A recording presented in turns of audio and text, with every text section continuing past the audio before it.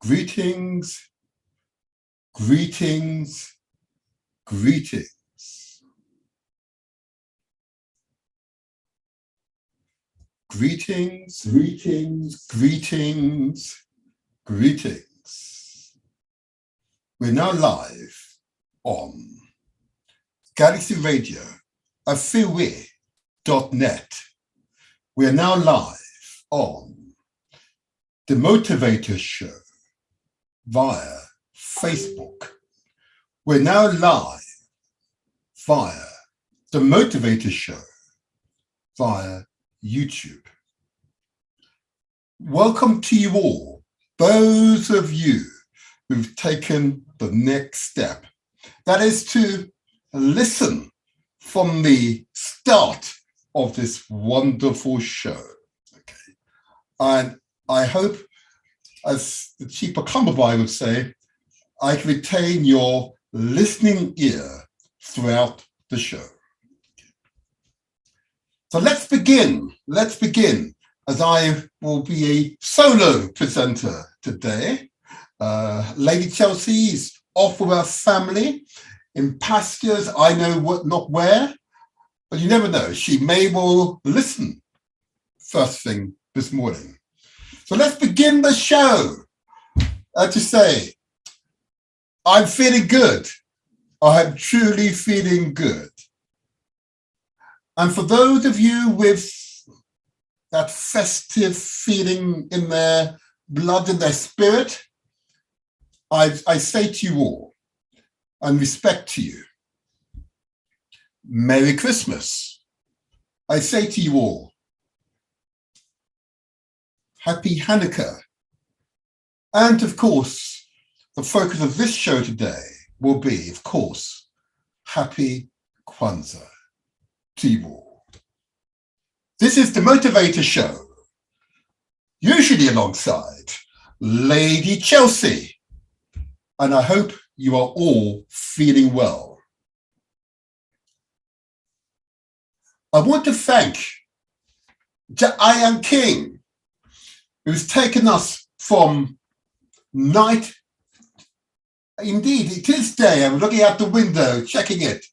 The winter solstice has passed. That therefore means that the days will get longer and the night will become shorter. That peak of energy has passed. That alignment of the planets has passed. Thank you, Ian King. Thank you for taking us from night to day. Blessings to you. May you remain strong and healthy always. So let's begin the show. Thank you, Ian King. Let me begin the show. The name I've got to call, the person who honored us last week with his wise words. And you could tell just by looking at the man, that is quite an exceptional person.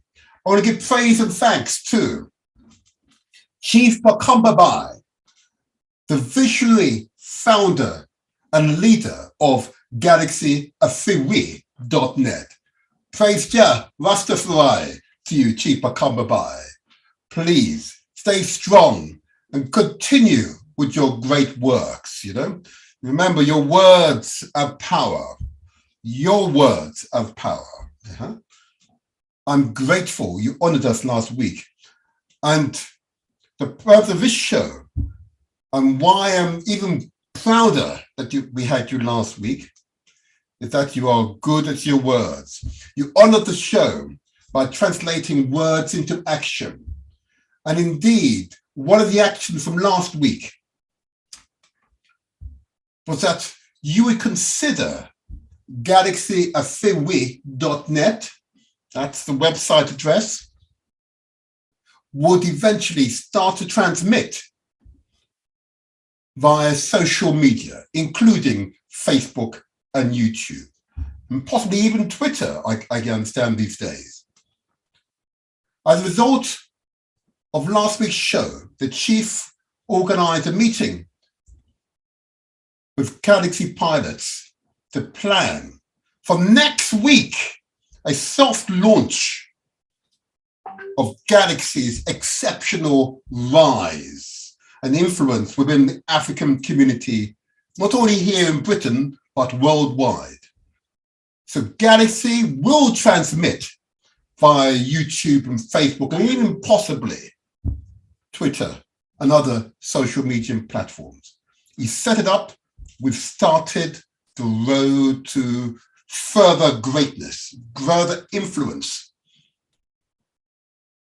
I say to the chief, praise Jah, Rastafari, long may you continue with your remarkable works. Yeah, I'll come back to you later. My chief, again, thank you, thank you, thank you. There's more I could say, but I'll say that for later on. But I want to give respect and honor and memory. He's not currently active on the station. Elder Erikute, who we'd always listen to on Sunday morning, his wise visionary words. We miss you, Elder Erikute. I want to keep calling your name because the knowledge gained from you, even by myself, was remarkable. I want to acknowledge you and say to you again, praise Jah, Rastafari. Yeah, that's an affirmation I want the world to understand. Absolutely. I want to give praise and honor to Dr. Abu Ratata. Yeah, that stalwart, that determination. Yeah, yeah. He's like the, you know, when you have leaders walking along and you have your right-hand person. Yeah. Oh, yeah. Dr. Abu Ratata, I recognize you. We recognize you. Yeah. I praise to you. Praise Jah, Rastafari. I want to give recognition to Nickel, the most royal. I just love that name. Huh? Yeah. That pilot is the longest serving pilot on the station, alongside, of course, the chief. Yeah. I want to recognize Nickel, the most royal, and continue your great works, my brethren. Continue your great works. And of course, the exceptional Empress Shanice, the solutions finder. In all environments, you need solution finders. Someone who doesn't argue, someone who doesn't get caught up in the rough and the tough and all that nonsense, with the fluff that you hear now. Someone who remains focused and someone who seeks out solutions and then organizes towards the solution. I want to give a great big praise Jah, Rastafari, to Empress Shanice. Enough respect to you, absolute respect to you. She led that meeting I mentioned earlier on of the Galaxy pilots to prepare us for the 21st century. Yeah, I'll come back to that later on, as I said. I want to give praise Jah of Rastafari to Empress Shanice. But never forgetting that outstanding sister described, and Ndede Ichilwa. And she reminded us, a guest on my show, on a number of occasions this past year or two. She reminded us, it is not Africa's natural resources, which is the source, the true source of its wealth. It's the technologies that derive from those natural resources. Okay. So I say to you, we must remember the technologists, the engineers who keep this station together so that it can adapt from the various platforms for more than 35 years. 1984 is when the station was formed, you know? So I want to give a big shout out, a big rise, a big recognition, and big affirmation to the technologists, because that is where the wealth is, you know? Export raw materials at reduced prices. We buy the hyper expensive technologies that derive from those natural resources. It's a technology that we as Africans must continue to get better at. It is understood, it is clearly understood. We must encourage our teachers to teach technology of all its forms. And I don't just mean electronics, of course. Yeah?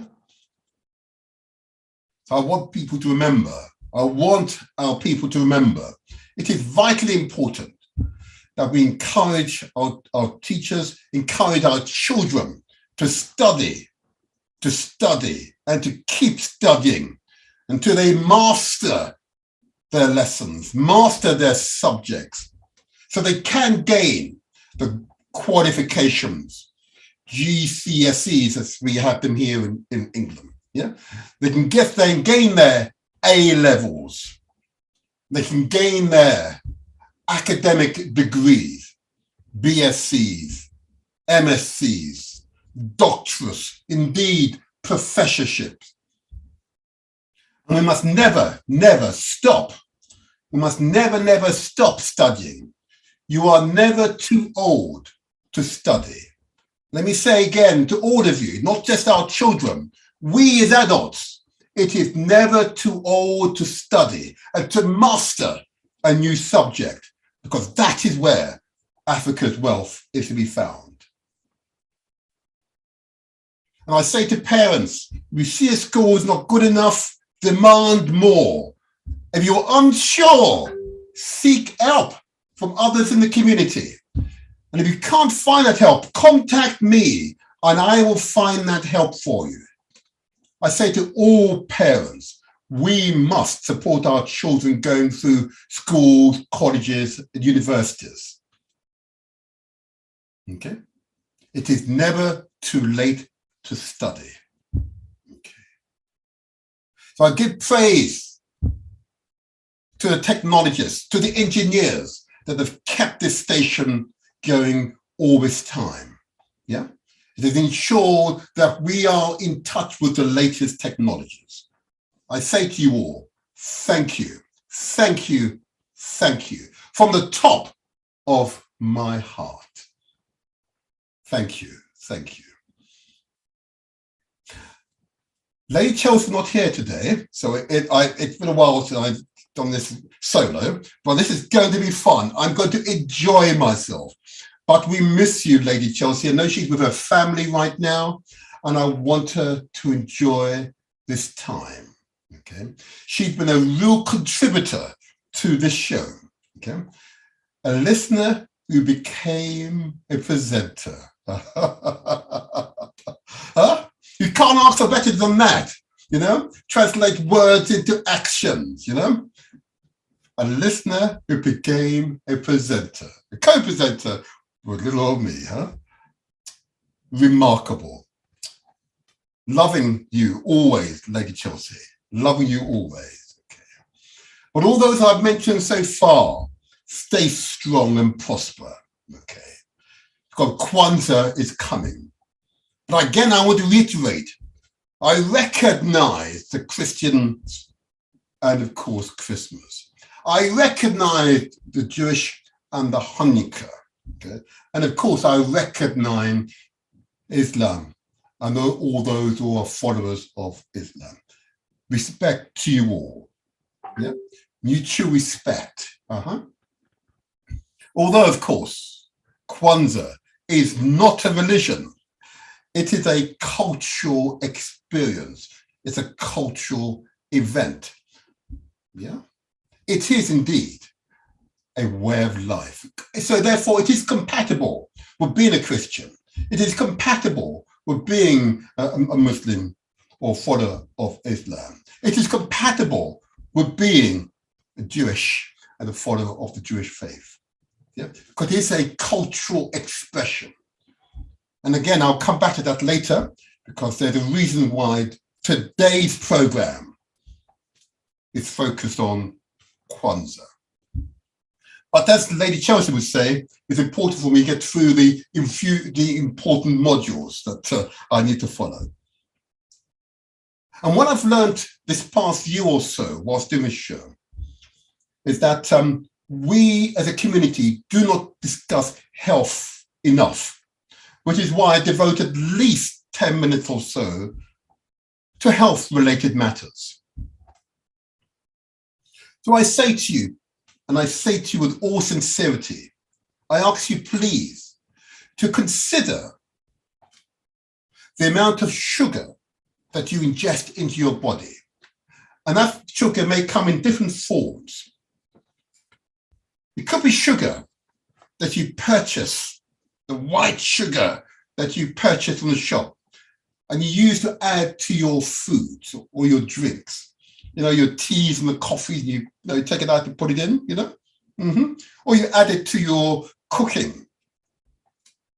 I ask you to consider what Professor Hilary Beckles said, the Vice Chancellor of the University of the West Indies, one of the premier universities in the world, in the top 1% of universities in the world in terms of its excellence in the Caribbean.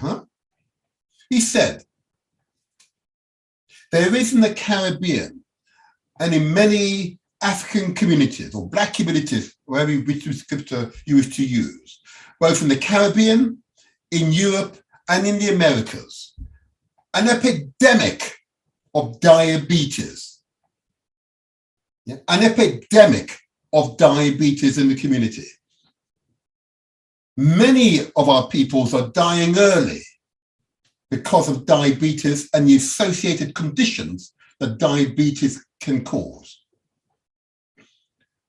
And much of it's preventable because this is type 2 diabetes. It's lifestyle, therefore preventable through certain actions. So I ask you, my people, community, to consider the amount of sugar that you're ingesting. Do you really need those extra spoons of sugars in your teas and coffees? Do you really want to drink those sweet drinks from those cans and bottles in their pure form? Should you not simply dilute it?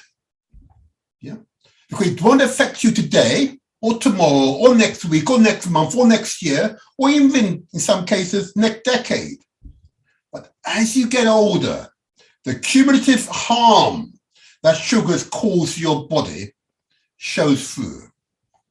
And too many of us are gaining, I'm about to say contracting. I need the doctors to give me the correct adjective here.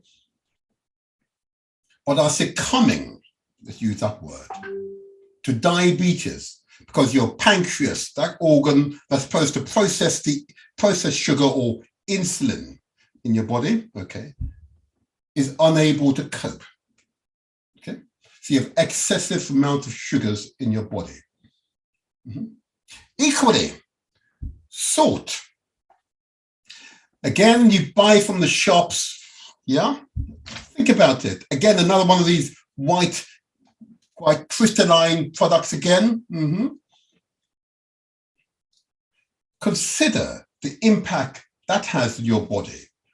Primary cause of hypertension or high blood pressure. I'm assured that every African person who either lives in the Caribbean, Europe, or the Americas, less so on the continent of Africa, knows someone with either diabetes or hypertension, high blood pressure, okay?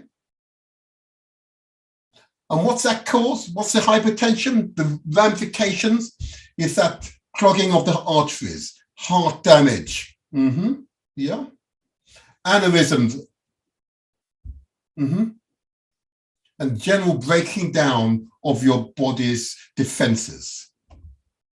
Again, I should invite a doctor to discuss the effects of salt on the human physiology, but particularly our physiology.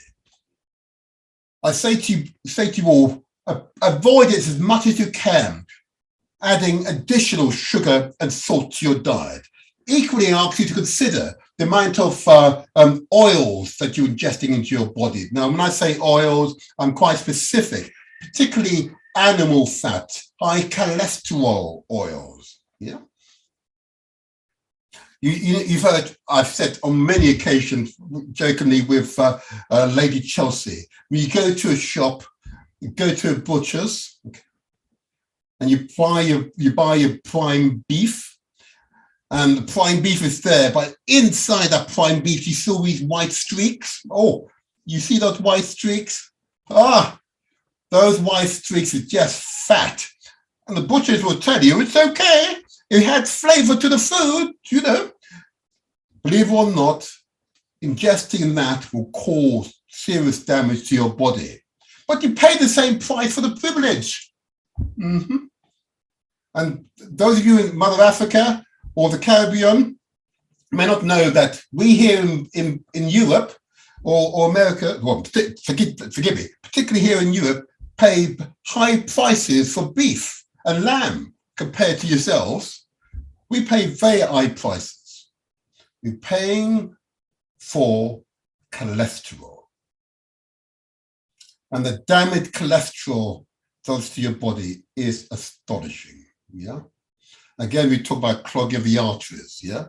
So your heart has to work that much harder. Yeah. And trust me, you do not want that. Yeah? You do not want that.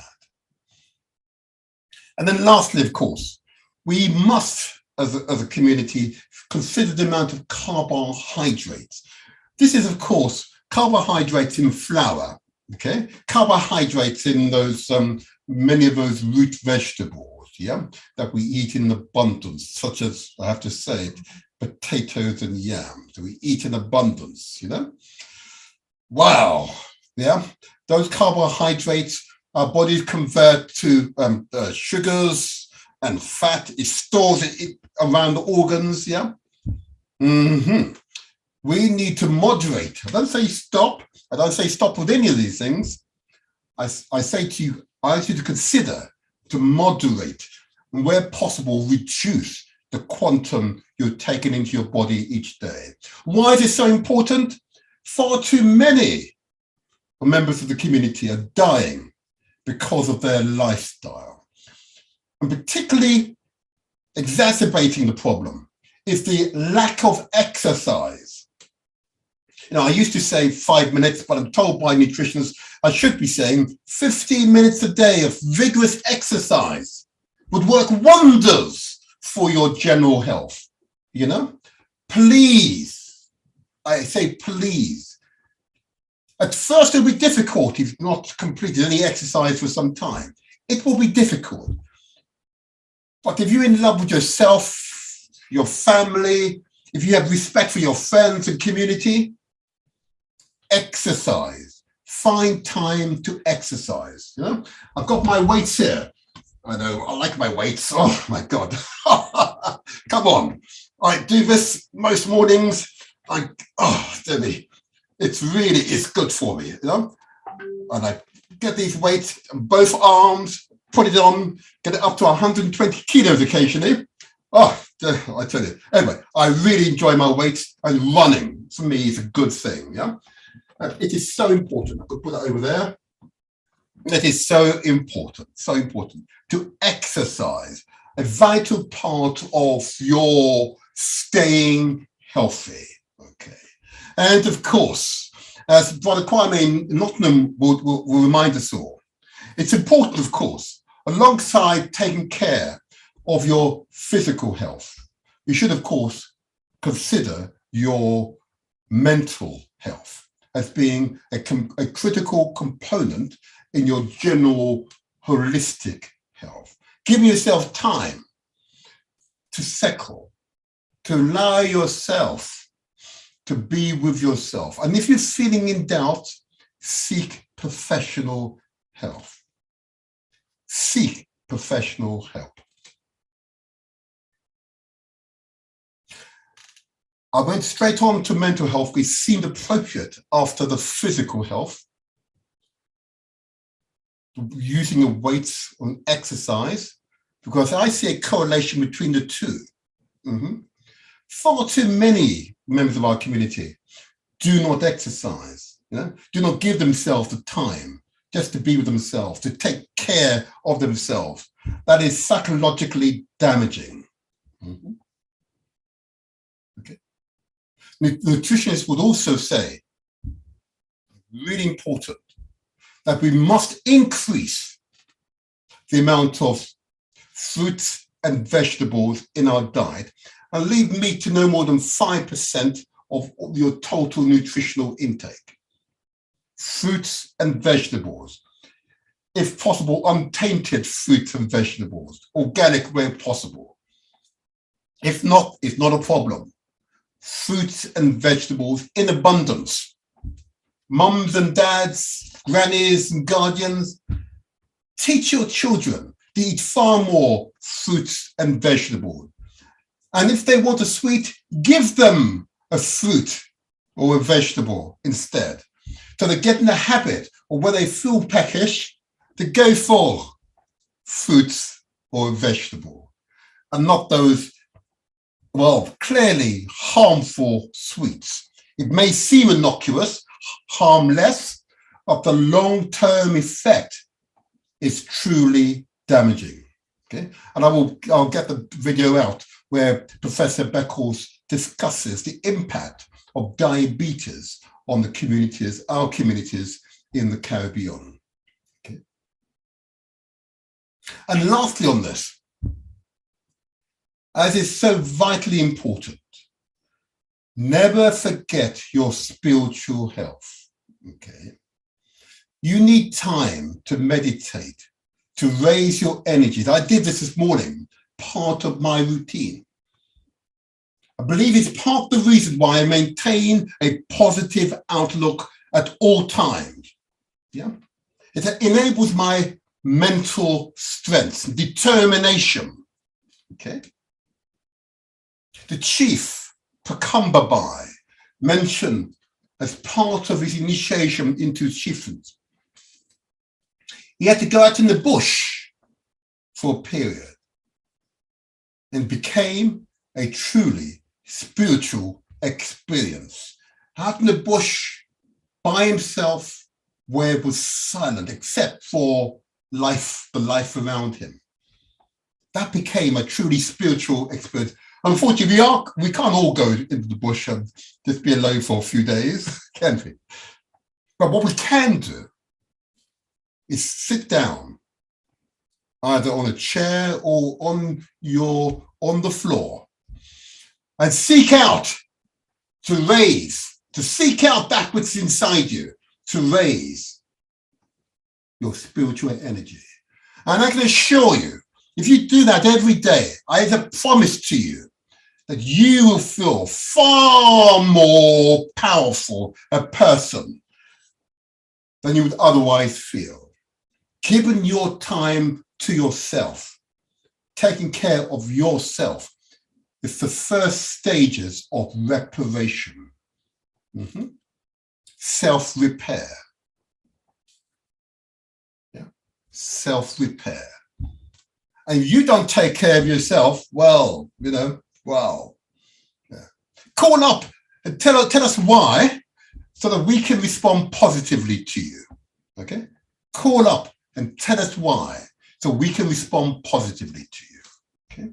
And we will give the energy. We will send that spiritual energy to you, to enable you to fulfill that which you know to be right for yourselves. As a community, we work together. And I've said this many times, I'm going to say it again. A family that stays together grows together. Simple, really, isn't it? Huh? Oh, it is simple, really. Okay. It means you have to get over their egos, Get over the egos, the eccentricities that we all possess, and keep your eye on the prize. Unity is strength. It's not simply a throwaway term, it's actually true. Unity is strength. A family that stays together grows together. Praise Jah, Rastafari. Yeah? Okay. So those are the health messages. If in doubt, ask questions. Okay. If in doubt, ask questions. And today's program, I need to announce that we've been able to secure a new number. Okay. Which means that those of you who are listening to us live and you're overseas are now able to call in. And indeed, those listeners who want to call in, okay, have a much simpler number to call. Okay, the old number still works, I might add, the number and the PIN number still works, but I now have a straightforward number that gets right through to us here in the studio, and I'm confident will work well today. And I don't mind calls coming in as early as you like. If you're up and you're listening, I don't mind your calls. So the new number, and I'll give it out repeatedly throughout the show, is as follows. 0203, and the 0, of course, if you're in England, 0203 8133 5616. So that's the new studio number. I say again, if you're in the UK, this is the number you dial. If you're overseas, it's +44, and you don't include the first 0. But if you are in the UK, then you include 0203 811 5616. And if you're viewing this program via Facebook under the Motivator Show, that DE space Motivator Show, okay? You'll see it on the screen. And if you're viewing the show via YouTube, again, you'll see the numbers on the screen, okay? And of course, if you are viewing us via Facebook or YouTube, please press the likes or subscribe. If you press the likes, that's positive feedback. If you subscribe, it means you receive prior notice of the subject matter that we'll tackle in each of our shows, each episode of our shows in advance, okay? And you might even get a prize or two as we proceed. I know we've got hundreds of people, in fact, a few thousand people, both across the Facebook and YouTube channels, okay? So I am most grateful to you all for your faith and your listening ears. Thank you. Most grateful. So remember, press the likes or subscribe. There's no charge to subscribe. Okay. You have the number one more time, 0203 8133 5616. Okay. So those of you who are smart will put it straight into your phone and store it, okay? Please store it. Thank you.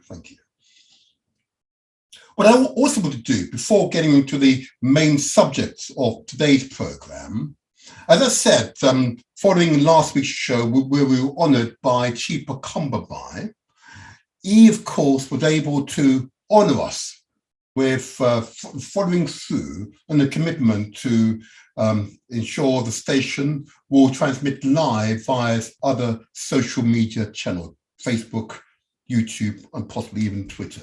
Okay. Oh, Instagram. Oh, forgive me. That's the one I haven't mentioned. Instagram. I see here on the screen. Instagram is the other one. Okay. So I recognize that, and I'm really appreciative of him for being here and following through on the commitment. And that's why he's the chief, of course. Translate words into action. I want to recognize, again, Empress Janice for leading that meeting and coordinating that meeting, which, curiously enough, was dominated by women pilots on the station. And the younger ones, the older ones don't mind, but dominated and highly influenced by the younger pilots on the station. I was truly honored to be in their presence, and we look forward to that little grouping we've organized to continue to develop the spread and influence of Galaxy Afriwe.net. I look forward to it. But what I want to do here is not only that, I want to recognize some contributors to past shows. And I must say, as I was preparing for this show, I now realize over the past 12 months, and indeed the previous 12 months almost, I must say, a great deal has happened. Many contributors have been here, okay? There's so many I can't mention all at once, but I'll mention a few, if I may. First of all, I want to recognize again a friend, a good brethren, a fellow councillor like myself, Councillor Sunny Lamb, who was my very first guest. You know, when we went into lockdown and we started the show back in March this year, or sorry, last year, last year, he was my very first guest, okay? And I look forward, in not too distant future, playing excerpts from that very first show. I want to give praise and thanks to Councillor Sunny Lamb. I recognise you, Sunny, and I recognise your determination. He's considered to be amongst the most influential Africans here in Britain and has received accolades to that effect. And is a founder member of a number of important organisations. Both within we both are Labour Party councillors, but other community organisations. Okay, I want to recognise Councillor Sunny Lamb. Thank you, Sunny. I also want to recognise that remarkable, I'm not going to say sister, that remarkable woman, Teresa Hatchett. You recall the nutritionist par excellence, yeah? That social organizer, yeah? That motivator. I hope she doesn't mind me say this. Outstanding person, okay? And you recall we had this interesting discussion where we discussed health and how to take care of our health. And she, of course, had the 3 chefs.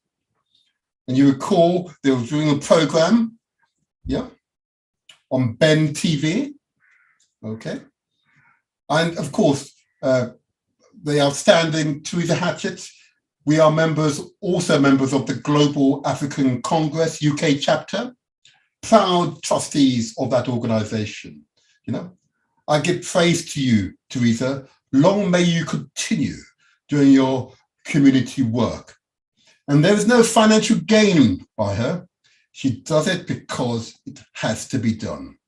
Such people you've got to respect. You've got to respect.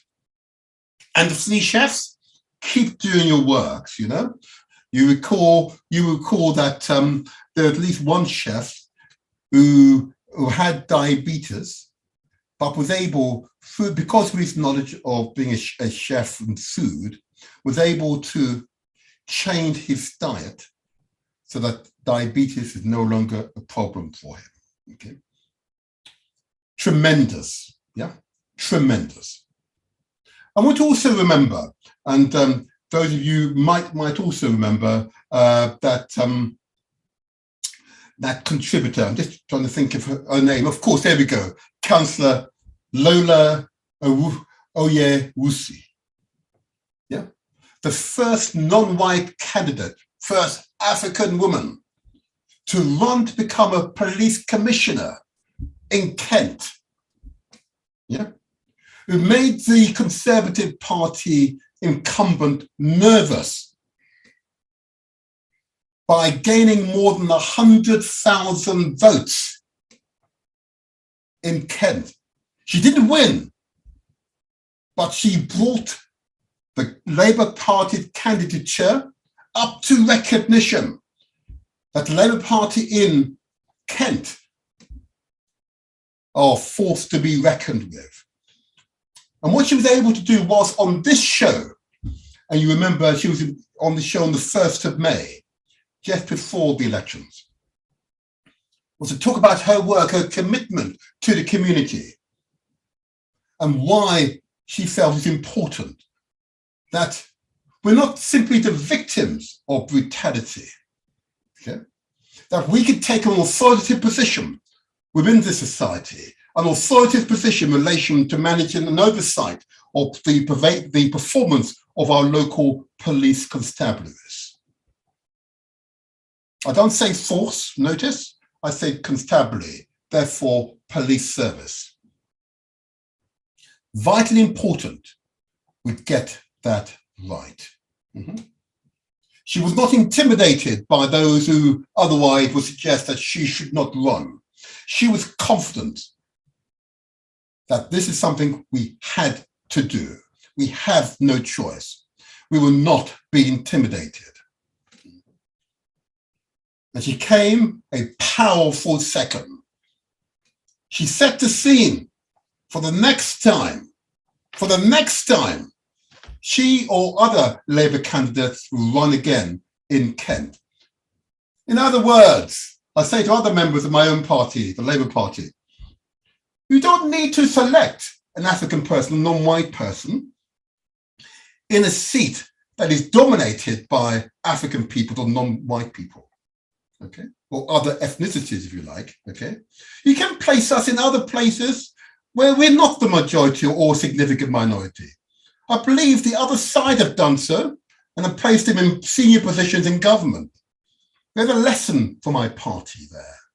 But I say to Councillor Lola Oyewusi, stay strong and season's greetings to you. Season's greetings to you. I want to go on now to someone who's slightly more controversial, and I don't completely understand why, or maybe I do, okay? But that's okay. I want to give praise and recognition to Dr. Tony Sewell. Yes, I've said it, Dr. Tony Sewell. I want to give recognition to him. His report, which courted some controversy amongst some members of the community, okay, was challenging, okay, provided an interesting roadmap for changes that are necessary to be made in this society, if this society is to grow and be truly prosperous. I want to recognize Tony Sewell, okay? I want to recognize him. Could I know of him going back more than 30 years in the Generating Genius project? Can you imagine running a project for all that time, an organization, I should say, all that time, just like Galaxy Radio, for more than 30 years? I referred young people to him, I recommended him to parents, to the Generating Genius organization, which still runs today. You can put it in Tony Sewell Generating Genius, and continues to transform the life chances, the opportunities of our children and another community's children. I say to Tony Sewell, stay strong and remain controversial. Because we need controversial personalities in the community. Because just being saying yes, yes, yes, oh, that's good, yes, yes, yes, is not a good thing. A family that stays together grows together, but we're all individuals, yeah? But we remain a family, okay? So Dr. Tony Sewell, stay strong, okay? Stay strong. But I hope as a result of that report of yours, that significant changes are made to the national curriculum that doesn't simply discuss the issue of the African experience from the point of view of the enslavement of our people, but recognizes our great history and majesty and gives due respect to the civilization, the technological, philosophical, yeah, and our achievement in literature. Yeah. I look forward, Dr. Tony Sewell, to you come back on the show and discussing your organization, Generating Genius. Well done, well done, well done, well done. I want to give a special shout out to Nye Mortat, community leader of the Sudanese community here in Britain, yeah? A community organizer of that community, and of course, a political commentator. He provided insights into the high civilization that is Sudan. There are more pyramids in Sudan than there are in Egypt. And I dare say older than what you find in Egypt. Yeah. He provided true insights into that country. And I look forward one day to visiting Sudan. Okay. I'm confident that will be a tremendous experience. Okay.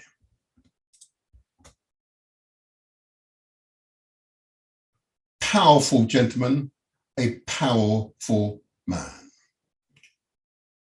And long may you continue to be strong.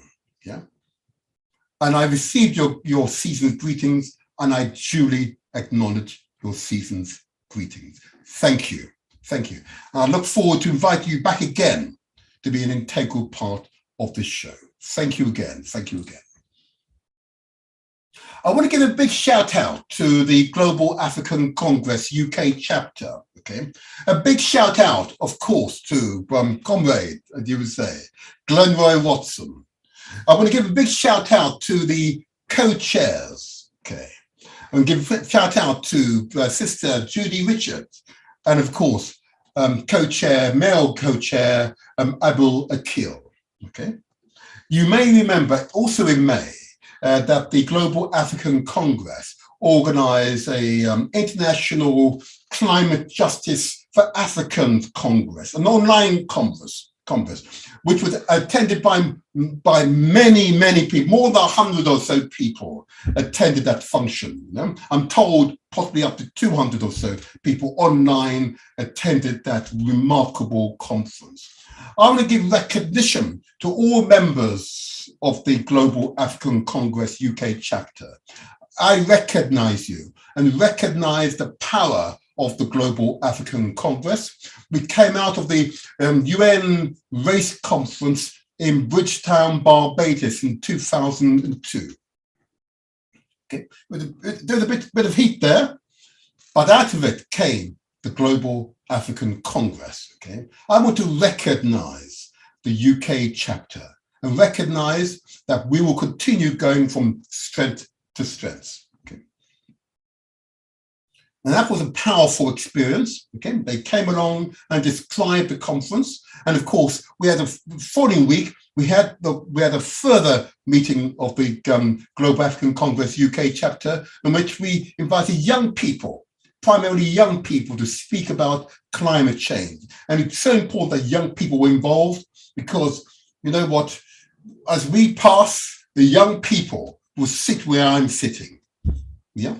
So it's important that young people in our community, indeed all communities, have a climate conscience and recognize how we contribute to the prevailing circumstances we find here in Britain. So I say to anyone who wishes to contribute to what I've said so far, I don't mind, you can call at any time throughout this program. I repeat the new number, it's 02, if you're in the UK, 0203 8133 5616. And if you're out of UK, you simply drop the first 0 and you put in +44. Okay. So I say again, the number is 0203 8133 5616. I also want to now go on to another show that we held that was really very exciting, and this guest was a somewhat younger guest. Okay, I want to give a big shout out to Sayus Home Lewis, the co-founder and chief executive of Mentivity. Okay, these are a group of mainly African men, but women as well, seeking to support, again, mainly young people who may have gone through psychological or mental crisis, okay, or just require that support. Okay, they were a tremendous contributor to the show. I give a shout out to Sayus and his team. Okay, the theme of that show was Africans, solutions, mental health solutions. Yeah, solutions being the adjective. Yeah, finding solutions. Working together. Yeah, that's the way forward. Okay. I give a big shout out to C.S. Holmes Lewis, the co-founder of Mentivity. I wish we should go on, of course, to mention, of course, there is an interesting group called the Windrush Campaign, okay? Particularly the Preston Windrush, who were the founder members of the National Windrush Campaign. And of course, that organization, led by Anthony, Julia, and Glenda, okay, we just use their first name for now, but you can put in your search engine, Preston Windrush. They hold weekly meetings and hold the Home Office to account. Their determination knows no bound. They've brought together the various Windrush campaigns from around the UK into a national body, recognised by government and listened to by government. And we need that campaign to continue. Because clearly, the government is not listening. We need progress. Yeah, I'd like to say to Mrs. Patel, the current Home Secretary, you yourself recognize why people from overseas actually make a real contribution to British society and continue, like you, to make a contribution to British society. And particularly those who came here as children before 1972 in particular, when the law was changed. But for many from Africa and the Caribbean, came here whilst those countries were colonies, still colonies, directly managed by Britain. But yet, there are hundreds of thousands of my brothers and sisters and elders who were stripped of their citizenship. I ask you, Mrs. Patel, have a heart. Have a heart. Review the compensation scheme. Give organizations such as the Windrush campaign real teeth. Give them the resources to seek out those in the community, from the Caribbean, from Africa, indeed from the Commonwealth countries. Give them the teeth so they can go do the scouting and identify those individuals who need support. That's all I say to you. I appeal to your humanity. That's all I'm going to say on this subject. I appeal to your humanity. But I want to give a big shout out to Glenda, to Julia, and to Anthony for their determination in the face of stiff opposition. A big shout out to you and love and respect to you. You're doing the works. That's all we can ask of you, okay? And if you need our help, please, we are here. We are your platform at any time, okay? But keep up the good works, okay? And I want to just spend no more 2 minutes now, just mentioning, of course, the Rapid Africa Plan. And those of you who remember, we had on the show Professor Hannington Muiwawa. His book, or his thesis on the African Master Reset, is of mission critical to us all, because we must reset, reconfigure many of our countries across Africa and indeed the Caribbean. But we've got to be the architects. We've got to be the leaders. We've got to be the coordinators. We've got to motivate others to get involved in the African Master Reset. Because change will only happen when we will it and we make it, when we get involved to effect those changes to those economies.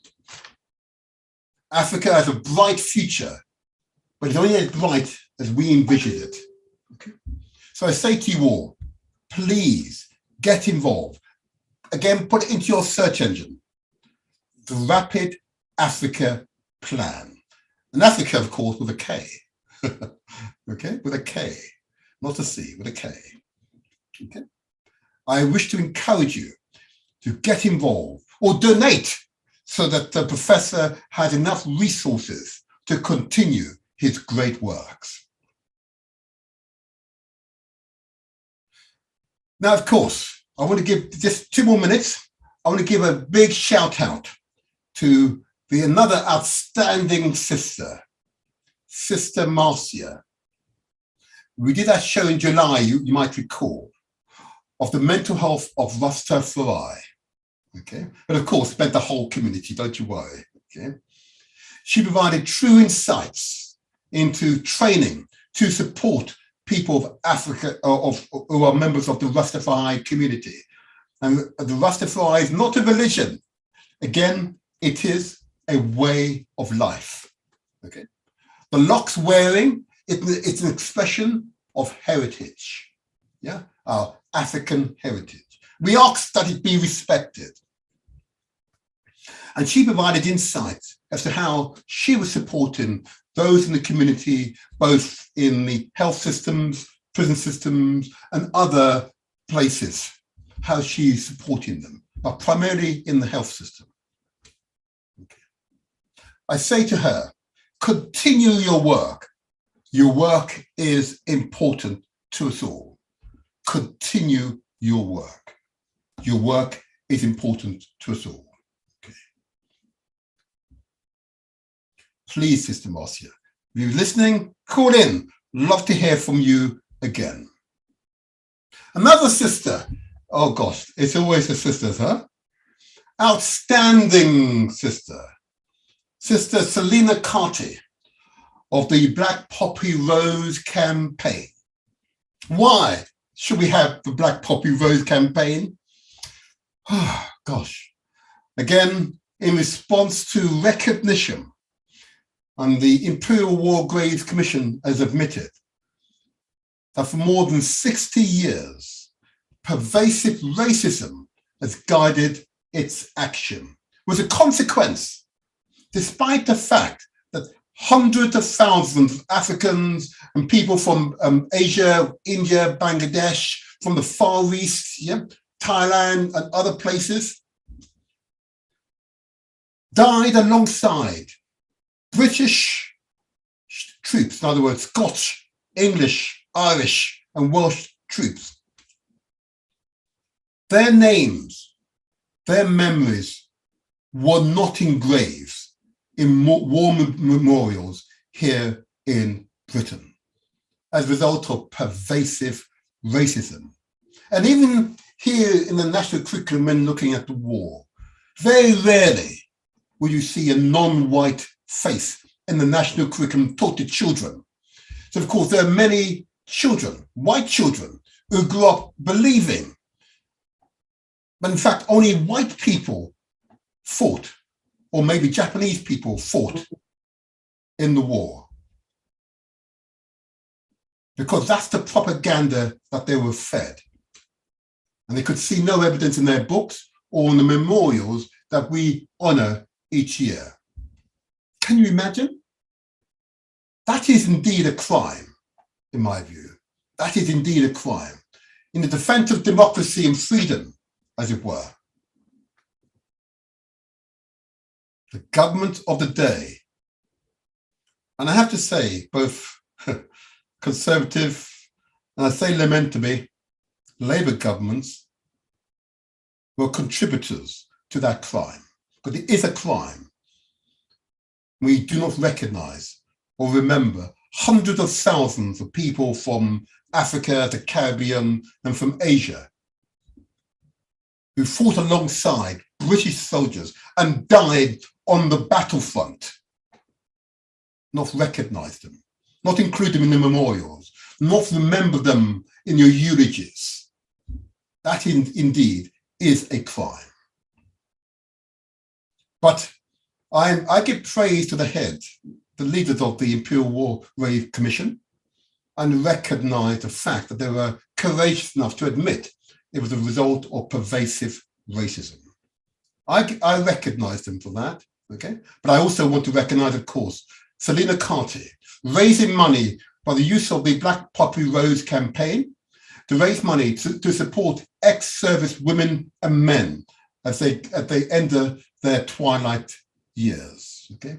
I give recognition to you. I also want to give recognition to the Caribbean, indeed to Jamaican Ex-Service Women and Men's Association. And I recognize Councillor Aubrey Graham, I recognize Paul Chambers, I recognize Herbert as well. I recognize you all in your efforts in support of ex-service women and men. But a special shout out to Sister Selina Carty, founder of the Black Poppy Rose campaign. Again, put it into your search engine and you'll see her name. Okay, support her, because the money goes in supporting ex-service women and men as they reach their twilight ages, so they do not leave this realm in destitution. We give support and recognize their service. Now, there are others I could mention. Oh my God, there's so many. But before I go, I want to recognize two others very quickly. I want to recognize that outstanding, again, another sister, okay, Sakari Douglas Camp, yeah, our sculptress, yeah, our sculptor, actually correct me, get that right, that sculptor. She uses metal as her medium of creative expression. I want to recognize her, okay, because what she demonstrated is that when we are good at something, we are very good at something. And she is exceptionally good at sculpting metal, both in life-size and miniature form, both for figurines and of other objects. And that show was truly amazing, okay? And I'm privileged that she is not far from me in terms of where she lives. She lives here in London. We are honored that she's amongst us. I want to recognize her. I also want to recognize, the Association of Black Pharmacists UK. Okay, I want to recognize Mafino and Elijah, two pharmacists who came along to talk about the pharmacy profession and its contribution to medicine generally. I wish you both season's greetings and recognize your contribution to the community. Again, there are young people who listened. I know a number of young people who have decided to enter or seek out career advice to enter the pharmacy profession. I welcome that impact that that program had on the minds of many. Okay. I think I may have to stop now, but I wish I would give a quick further shout out, and you understand why I want to do this one. Okay, I want to give a shout out to the young people, in this case, two young boys we've had on our show who have contributed, because in both cases, they both wrote a book. One in age 11, and that one, of course, Derek Shortridge, 11 years old, and he wrote a book. Words are wonderful. In fact, he put the word yes, exclamation mark. Yes, words are wonderful. Yeah, 11 years old. He wrote a book as to why they're wonderful, explaining the grammar, the punctuation in ways that young people can understand and respond to. Gosh, He's a natural teacher, a natural teacher. I want to give praise to Derek. I also want to give praise, of course, to young Malachi. Young Malachi wrote a book. And of course, many of you remember that each week in my show, my show alongside Lady Chelsea, we mentioned Malachi. So of course, the title of his book, which he wrote at age 14, The Tale of the Adventurous Boy King, Tutankhamun. Yeah, The Tale of the Adventurous Boy King. Yeah, by Malachi Saruz. Okay. Again, in both cases, if their books, just Google, use your search engine. You can find their books. They are available for sale right now. They are ideal, if I may say so. Ideal Kwanzaa gifts. They are most appropriate Kwanzaa gifts. And Kwanzaa starts tomorrow, okay? And I'm going to come to that because that's a perfect segue into why it is important. But before I go, I know I've said I'm going to finish, but there's so much here, and I'm not going to get you all in, I'm sorry to say. So if I have not mentioned your name, your contribution to the show, it's simply logistic, but I will remember you next week. But I will quickly give a quick shout out to Steve Martin, a local historian. And his focus, of course, is the contribution that Afrikans have made to life here in Britain. Okay, important contribution. Yeah. Now, of course, Steve Martin, you can find his details and his books, and indeed his regular walks around London, which highlights and demonstrates the African contribution to the life and times of Britain, and particularly here in London. You know, Steve, you're listening, stay strong. Keep up the good work.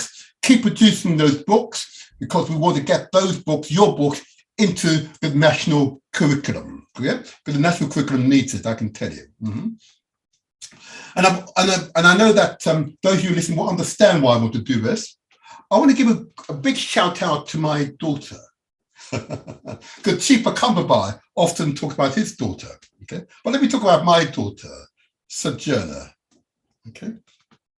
Yes, her name is Sojourner, and yes, I named her after Sojourner Truth. Because she told the truth. Her specialism, her chosen specialism, is sexual health.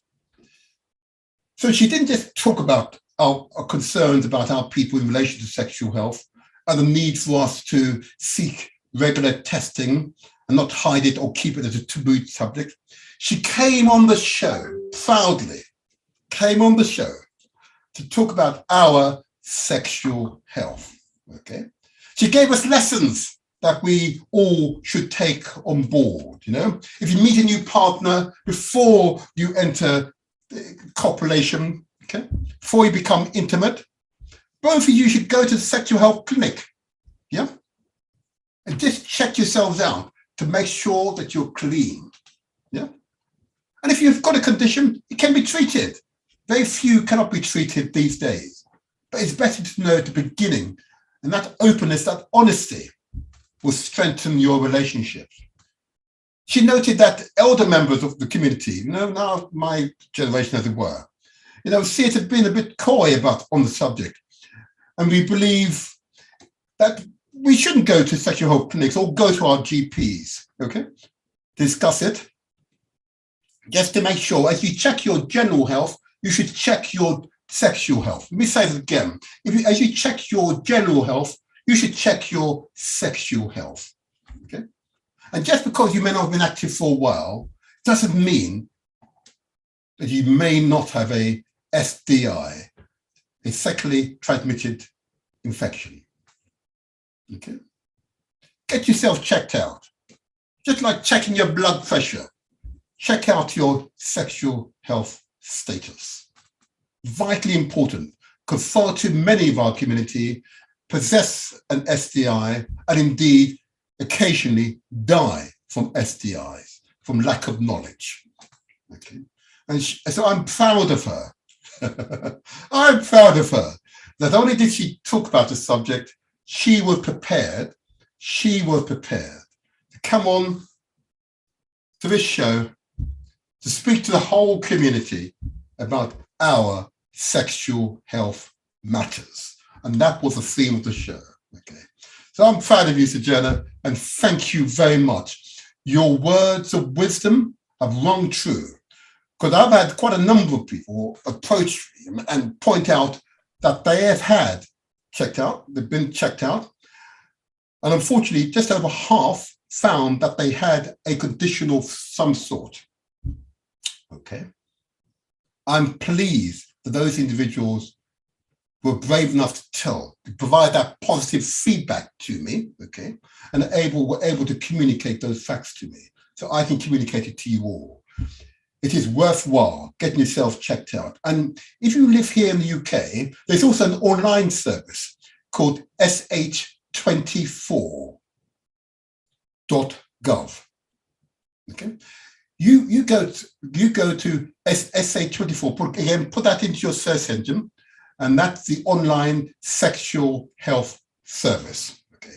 I strongly recommend that if you've not been to a sexual health clinic ever, then it's high time to go to a sexual health clinic. Not because you've got a sexual health, not because you suffer from any condition, because many sexual health conditions you don't know, they show no symptoms, just for your own peace of mind, because they can, as you get older, have negative impact on your general health.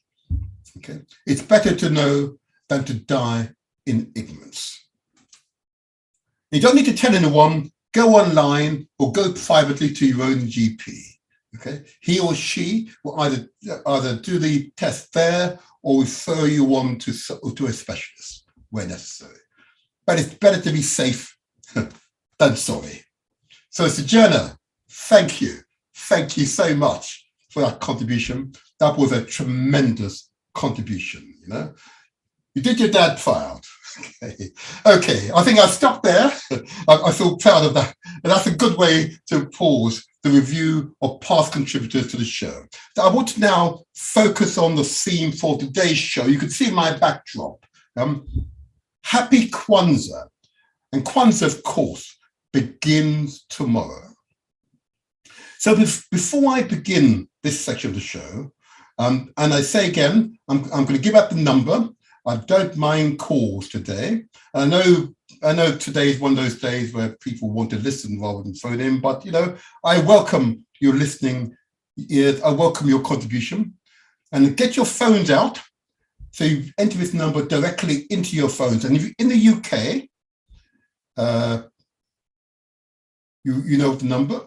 And if you're overseas, it's +44. You don't include the first zero. If you're overseas, it's +44. You not include the zero. But here's the number. Put it directly into your phones and remember it henceforth. 0208 133 5616. Again, I'll say it again. It's +44. If you're overseas, you don't include the first zero. If you're here in the UK, this is the number. 0208 133 5616. Okay? And that number you get directly through to the studio. Make life much easier, I believe, for many people. Okay? Happy to remember the other number. Okay? But the other number is still active if that's the only number you can remember, he says. Okay? But what I want to do now, I want to play a quick video, okay, which will give you a quick précis into the subject matter. What is Kwanzaa? How is it celebrated? Okay, and I'm just going to set things up. Just hopefully the technology works for me today. Give me a moment whilst I do this. Let's see if I can get it to work for me. It would be nice, wouldn't it? Here we go. And here we go. This said we should come up. Yeah, there we go. And give me a moment. And Lady Chelsea not being here means that you've got to do things yourself, Martin. And there you go. It begins.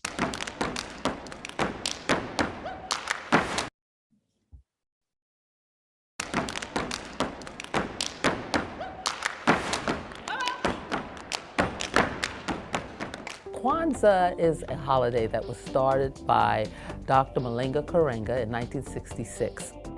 The reason that he felt a need to start a brand new holiday was because he felt that African Americans that lived outside of the continent of Africa were detached from the values and the culture of the continent of Africa.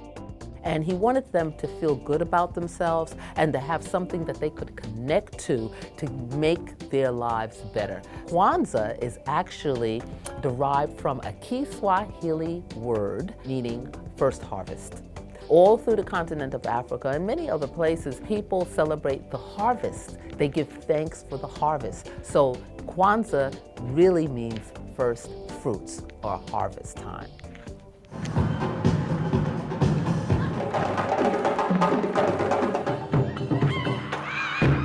Kwanzaa is not a religious holiday, it's a cultural holiday, which means that you can celebrate whatever your tradition is and still enjoy Kwanzaa.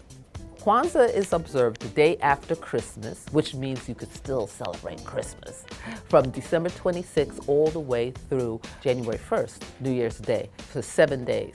So the 7 days, you're actually celebrating and thinking about 7 principles. Those 7 principles are called the Nguza Saba. The 7 principles of Kwanzaa are Umoja, unity; Kuchishangulia, self-determination; Ujima, collective work and responsibility; Ujamaa, cooperative economics; Nia, purpose; Koumba, creativity; and last but not least, Imani, faith. Those are 7 principles that everyone can use to have a better life. It doesn't matter if you're African American, it doesn't matter where you're from. These 7 principles will help you to be a better human being and also help to make the world a better place. The Candelabra for Kwanzaa is called a kinora. It is 7 candles that represent, again, the 7 principles. So the middle candle is black, that represents the people. Then you have 3 candles representing the blood, and then 3 candles that represent the earth or the hard work that you do.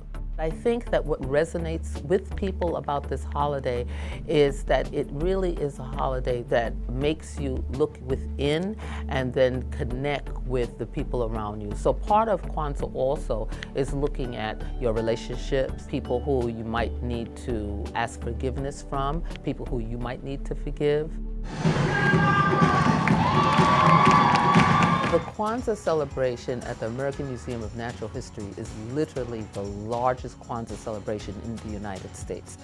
Thousands and thousands of people come in to see the Kwanzaa celebration.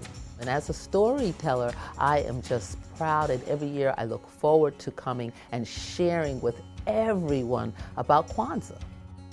We have about 10,000 people that come together to celebrate every year, with shows that include performances as well as storytelling and teaching about the principles and all of the nature of the holiday of Kwanzaa, as well as a popular marketplace that opens for artisans to come and sell the wares at the museum for just one day.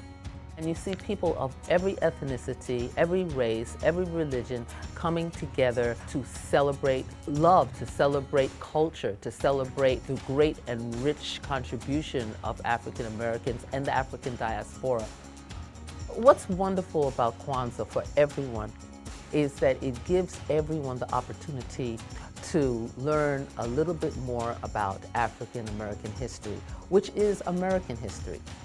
Then we also get the opportunity to be with family and share personal stories. So when people of any ethnicity come together and they hear these stories, it helps them to understand one another better.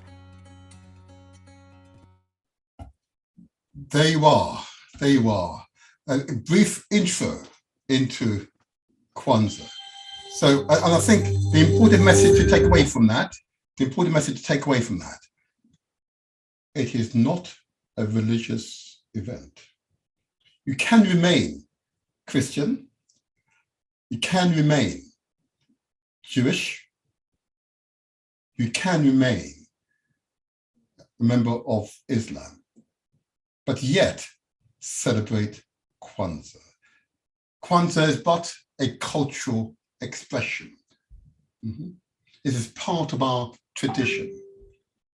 Yeah. I know some people will say, oh no, it should replace those, but as the presenter pointed out, it is not intended to replace. It is really for us as a people to remember, to come together, and to come together in a cultural context that allows us, I go back to what I said earlier on, a family that stays together, grows together. One of the duties of all families is to teach your history, your culture, your traditions to your children.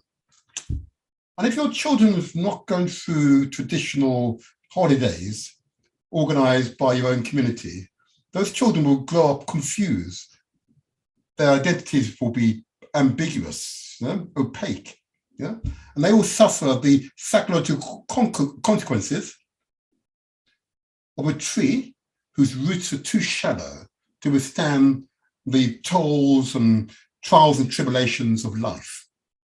They will suffer the intellectual contradiction never see in their faces in the books, in the images on TV, and so on, and fall into themselves.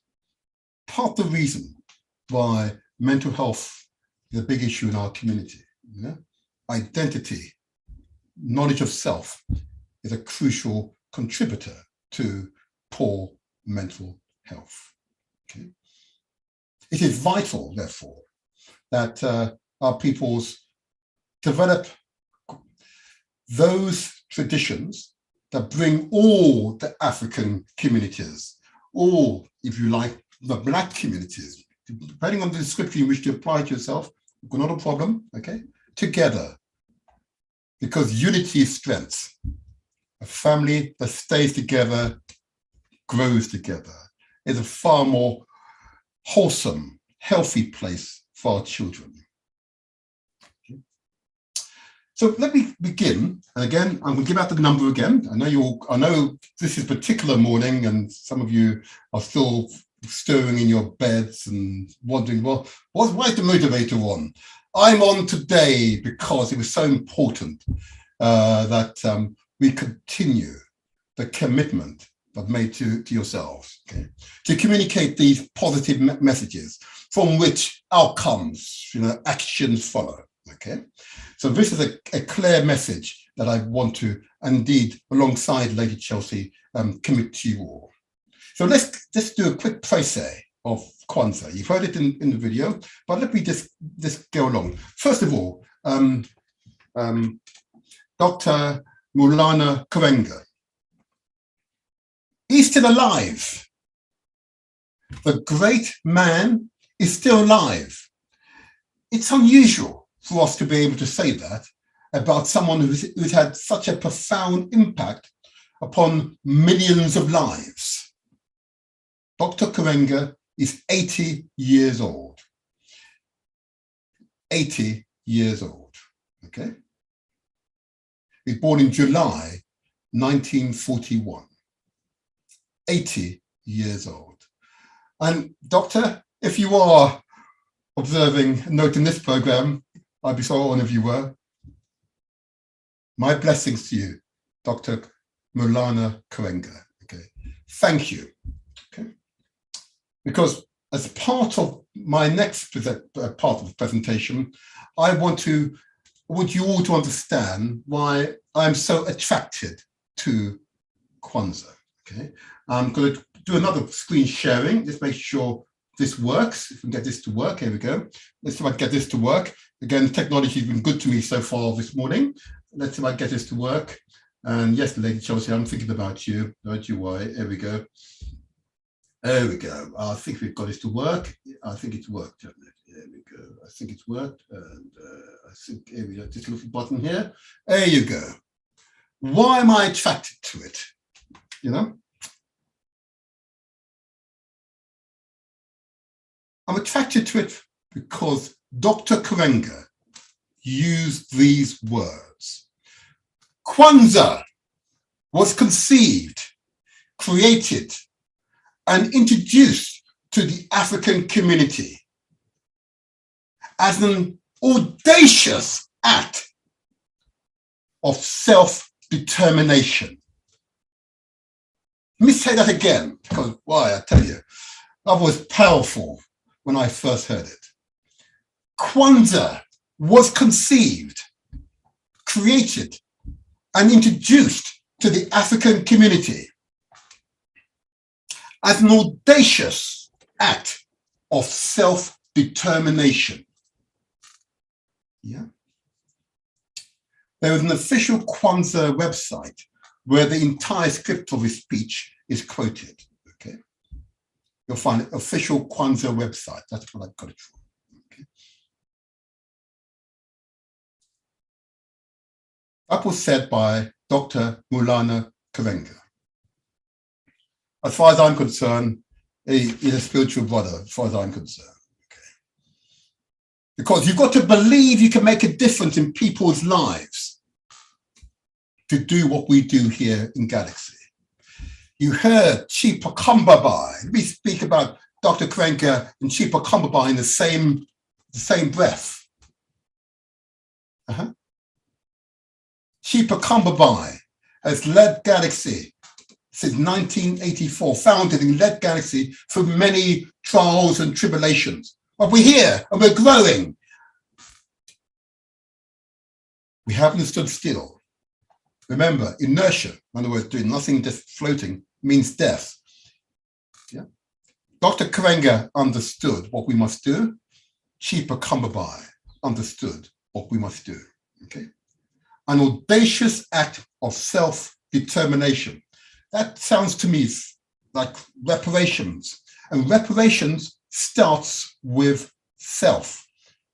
Not about seeking out money or changes to British society. It's about what we do for ourselves. What we do for ourselves that matters. An audacious act of self-determination. Yeah. And if it wasn't Dr. Karenga, I'm assured another African would have created an idea, created a tradition that transcends African cultural, ethnic, or political divisions, that seeks to bring the family together. So let's set the scene for those of you who are now inspired enough to consider recognizing Kwanzaa. And I would urge you to consider. I'm not going to tell you. I'll ask you to consider for your children's and your children's sake. Let's go to the next slide here. And there won't be too many slides, I can assure you. Okay, I can get this to work, of course. It'd be nice, wouldn't it? How do I do this? There we go. There we go. And let's hope this will work. Here we go. So this is the table. Okay. Now I've got to say it has quite very specific names. Okay.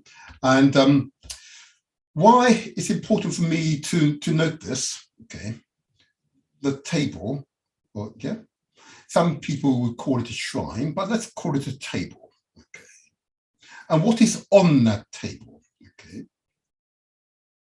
So on that table are the primary symbols of Kwanzaa. Okay. And all what you see on the table is on a mat, all called mkeke, which of course is a symbol of our traditions, history, and therefore the foundation on what we build. And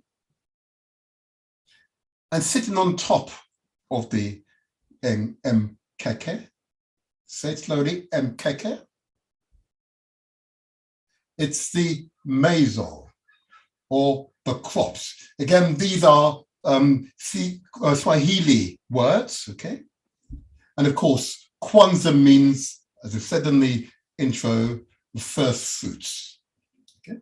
So the crops are the symbolic of African harvest celebrations and the reward of productive and collective labor. Okay, you can see them on the table there. Okay, powerful images, powerful images.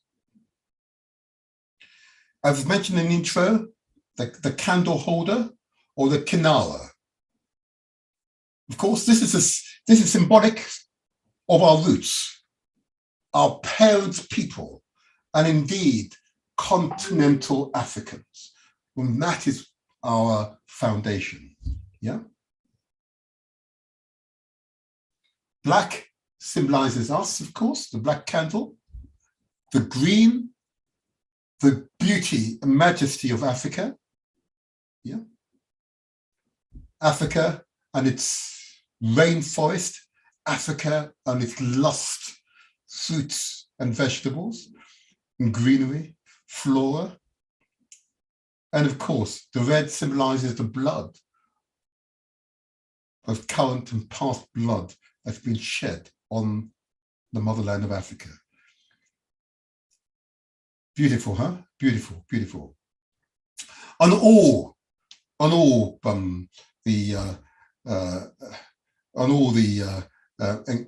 Nkeke, you find corn, mahindi.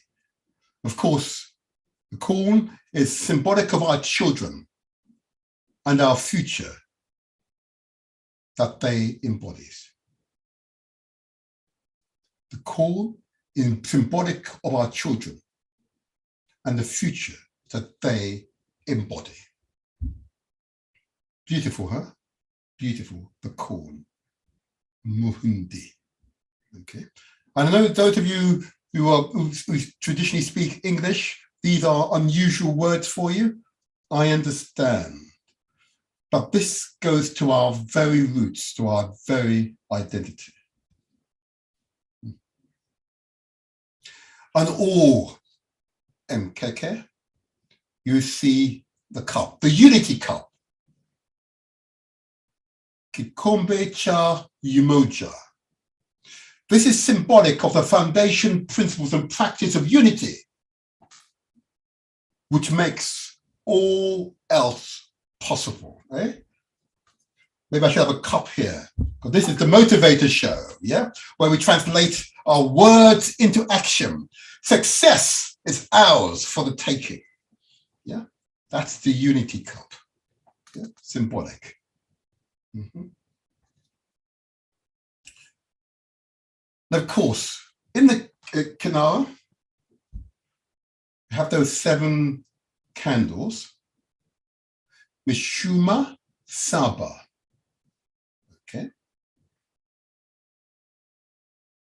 And of course, as I've described it, these are symbolic of the Nguzo Saba, which are, of course, the 7 principles, which I will discuss in a moment. Okay. I'll get on to 7 principles and go through them in detail for you. Okay. And I know for the children and others who are listening and observing these words, you can give gifts at Kwanzaa.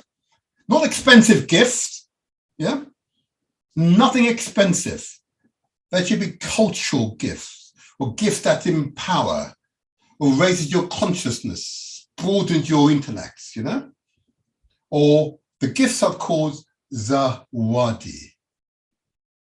And indeed, these symbols are symbolic of the labor and love of parents and the commitments kept by the children. Let me say that again. The gifts are symbolic of the labor and love of parents and the commitment made and kept by the children. Yeah. So we honor our children, but they make a promise, a commitment, a family that stays together grows together. Okay. Powerful, huh? Truly powerful. You really cannot get away from that. You see those wonderful gifts there? See the books? Yeah, you see them? Beautiful, beautiful, absolutely beautiful, absolutely beautiful.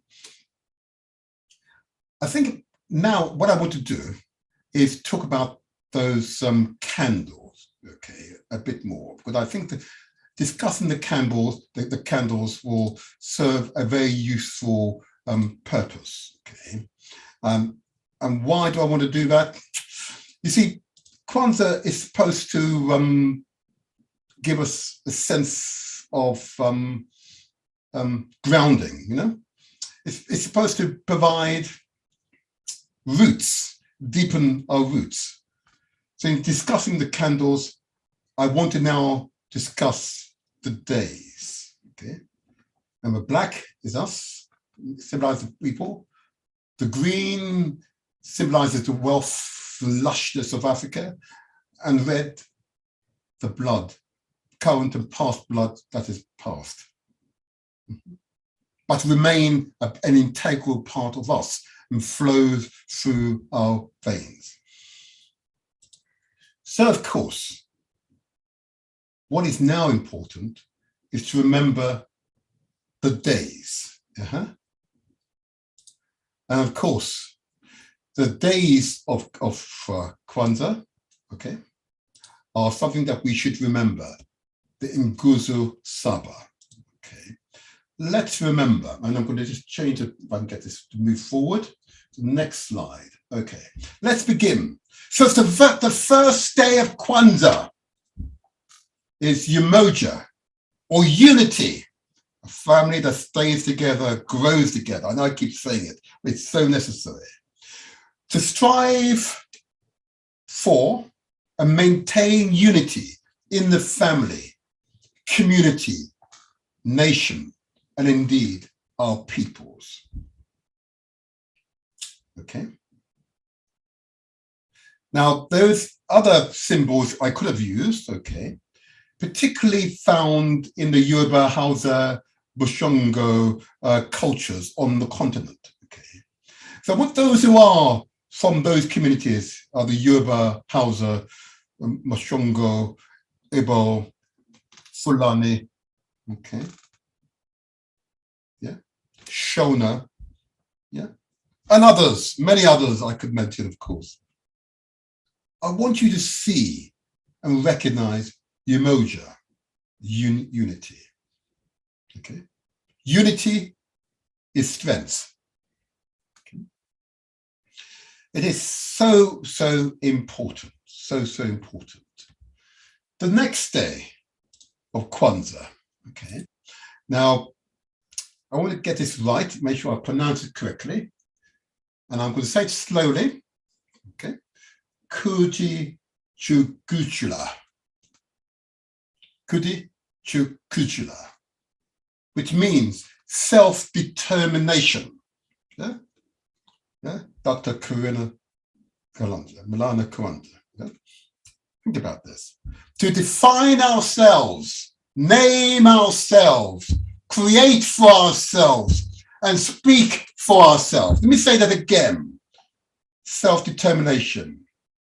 To define ourselves, to name ourselves, to create for ourselves, and speak for ourselves. Praise God, Rastafari. Self-determination. Yeah? What did Candelabra say? Can you remember what I said? What he said? Can you remember, please, people? I want you to say it out loud because that was such a powerful word he uttered. I can hear you saying it. Say it again. Well, you know what? I want you to ring in. I want to give out the number again, okay? Because the number I'd like to hear from you. I know it's, it's this particular morning. The number to call, the new number to call. The old number still works if you've still got that number, but the new number to call, it's 0208 133 5616. Okay, that's the number to call. And if you have any difficulty, just send a message to me, those who have my number, my other number. I will make sure I will respond to you appropriately, okay? But anyway, so self-determination. Kujichugulia. Self-determination, okay? Such a powerful day to celebrate, okay? Such a powerful day, okay? You see, cultural groundedness, you know, is essential for our children. So the principle of self-determination carries within it the assumption that we are have both the right and the responsibility to exist as a people and make our own unique contribution to forward the flow of human history. Yeah, that's what it means, okay? And our history is so important to human history, being the very foundation of Homo sapien, humankind. So important. It's such an important day to celebrate. The next day to remember is, of course, Ujima, collective work and responsibility. And those of you who've been interacting with me on a whole range of activities, you know I always demand, because I encounter many soul traders, social entrepreneurs. I encourage, almost demand in some cases, collectivism, working with your brothers and sisters. What I don't want to hear is that you do it all by yourself. It's you, it's me, it's you. No, I'm not going to support you. I will support you if you understand collective work and responsibilities. I say again, to build and maintain a community together and make our brothers and sisters' problems our problems and to solve. Okay? Vitally important. Absolutely important. Very important. And this is what, of course, Chief Akambabai absolutely recognized here at Galaxy Radio, you know? He recognized that to be an essential component to our success, you know? You know, and as part of this collective responsibility, let me just refer to this saying which comes to mind. The challenge of culture and history. Collective work and responsibility can be seen in terms of challenge of culture and history. Work both personal and collective is truly the very center of history and culture. Okay. There's much more I could say. I just want you to keep that in mind. I want to encourage you to listen and indeed encourage you to be researchers, to self-learn, you know? I'm just giving you a flavor, only a flavor. Now the next one, which is really important, okay? And others will completely understand this, okay? Ujama, Cooperative Economics, okay? To build and maintain our own enterprises, shops and businesses, and to profit from them together, you know?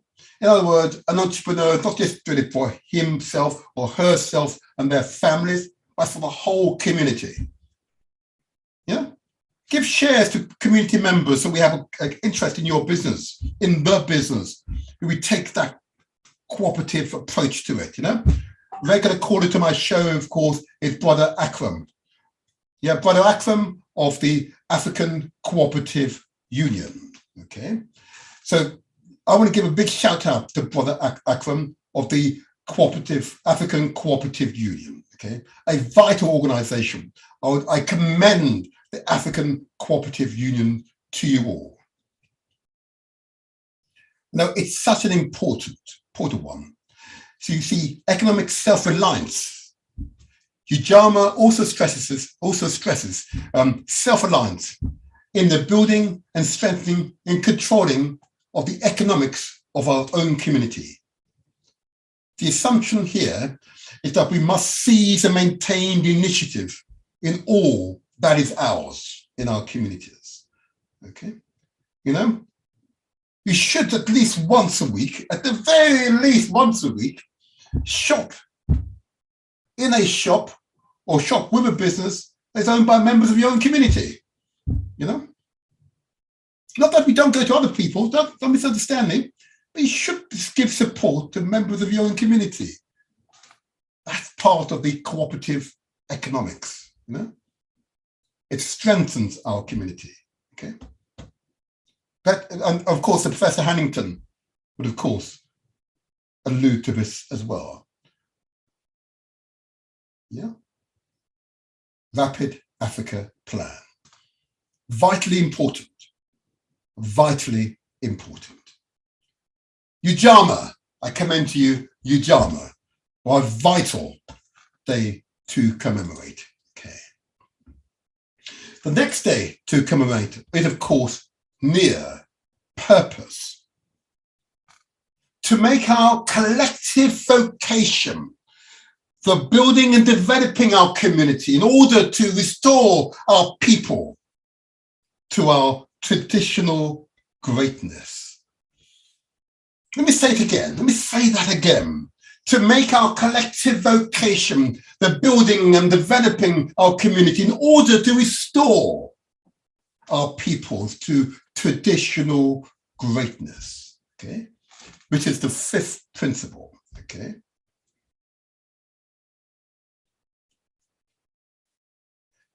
A powerful one. I pause because I'm just processing implications. You see, inherent in this particular day is the driving purpose from cultural and historical identity. It's a necessary reference to focus on generational responsibility. Because if we as parents were ensuring our history, our culture, traditions were learned by our children, their sense of confidence, their sense of greatness would truly be great. Would truly be great. Okay?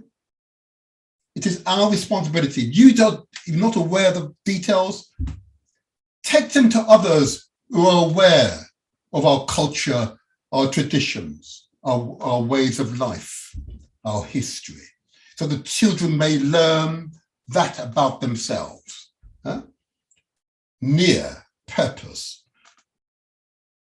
An important day to remember. Yeah. Next one, of course, Kuhamba. Pronounce it correctly. Kuamba. Say it slowly. Creativity. To do always as much as we can, in the way we can, in order to leave our community more beautiful, more beneficial than when we inherited it. I completely understand this one. Yeah? I say again, to always do as much as we can, in the way that we can, in order to leave our community more beautiful and beneficial than we inherited it. Such a powerful day to remember. Yeah.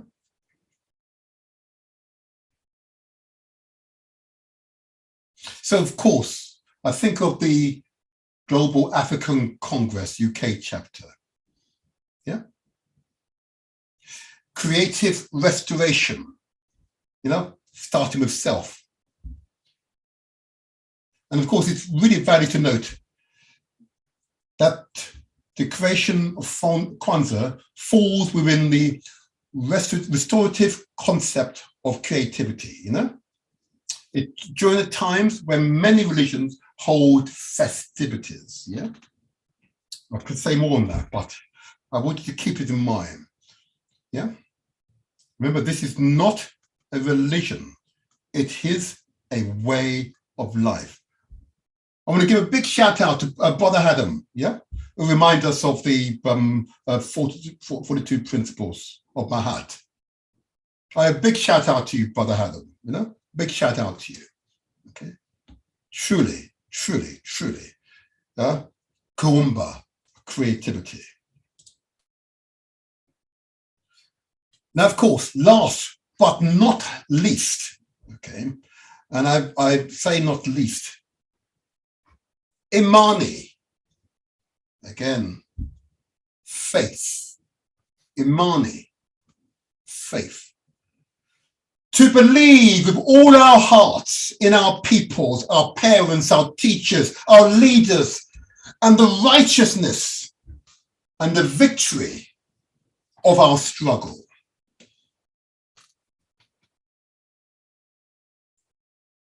Now, there's a symbol for Imani, an ancient Egyptian symbol with the double symbol of the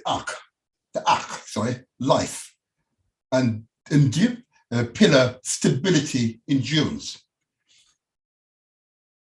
This symbol serves to symbolize our steadfastness and commitment to the good, the right, and the beautiful in life. So I'm going to say Imani once more, the last day of Kwanzaa, faith. To believe in all our hearts, with all our hearts,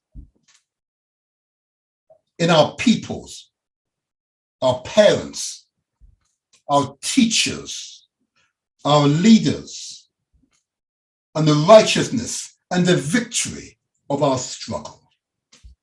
Imani. What a beautiful one, yeah? Absolutely beautiful. I resonate with Imani. I resonate with Imani. So I commend to you all Kwanzaa, the way of life, not just indeed for the 7 days between now and the end of this year, okay, but for every week of the year. I commend to you Kwanzaa, okay? And Kwanzaa transcends religious boundaries and barriers. Kwanzaa transcends ethnic barriers, cultural barriers, okay? Kwanzaa provides an opportunity for the family to come together and stay together, and indeed to grow together. Praise Jah, Rastafari. Oh yeah. I commend to you Kwanzaa. I commend to you Kwanzaa. And of course, the last slide, if I get this to work, there are numerous Kwanzaa events which are underway. And I've received quite a number of them with these past weeks or so. And there's a few there on the screen. Now, I believe on the Saturday, the 26th, that's of course, if we've got this right, yep, Saturday the 26th, the Emoji of Unity, the Blacktricity Kwanzaa special at Got Kush Beyond. Now between 12 and 6. There's the website address for that you can see on the screen is www.gotkushtv.co.uk. I believe that might be put on by a Cableon, but if I've not got it right, a Cableon you can call. I only have 5 minutes, I might add. There's another online opportunity on that day put on by the Pan-African Congress movement, and you can find details about that via Eventbrite, Kwanzaa Online Family Festival. Okay, there's another one here for Sunday, Kujana, called Self-Determination. And this is in Bristol, I understand. Caramel fundraiser in Bristol. Again, this is also either in person and online. And of course, the annual Kwanzaa celebration by Per Uck in Bradford. Now, they've got a email address here, past study group, or PA study group, get it right, PA study group at yahoo.com. Okay, use that. And there's also a telephone number. I won't give that out, but you've got the email address. And there are others here quoted. I won't go through all of them, but you can see there are many events which have been put on. And I would commend them to you all. But what I want to go back and just close the show with the words by Dr. Malana Karenga. Kwanzaa was conceived and created and introduced to our community, the African community, as an audacious act of self-determination. And if there's anything you get out of this show, I want you all to feel empowered. The whole purpose of these shows is to empower, to raise confidence, raise awareness, and give meaning to ourselves. Okay? That's the purpose. This show is intended to leap across generations. It's not just persons, members of the community my age, but of course, Lady Chelsea's age. This show is supposed to appeal to you all. Earlier on, I gave you a flavor of the wide subject matters that have been covered by the show. And I look forward to a really wide range of subject matters presented by young and old, middle-aged and others in the community, okay? And of course, I also want to give recognition to the Galaxy management, with whom this show would not be possible, because this station would not be possible, and give rise and recognize Chief Pakambabai, the visionary leader and founder of Galaxy Radio. And I'm honored by his continued wisdom. But more importantly, I want to be honored by yourselves who sat and listened to the show. And I don't worry, you can listen, it's perfectly fine. Just to listen, to take in, to understand. Why would I, the motivator, commend to you Kwanzaa? I commend it to you because in my other hat as a local political councillor, I'm only as strong as my community, okay? I say again, a family that stays together grows together. A community that promotes unity is one that is likely to grow and become stronger.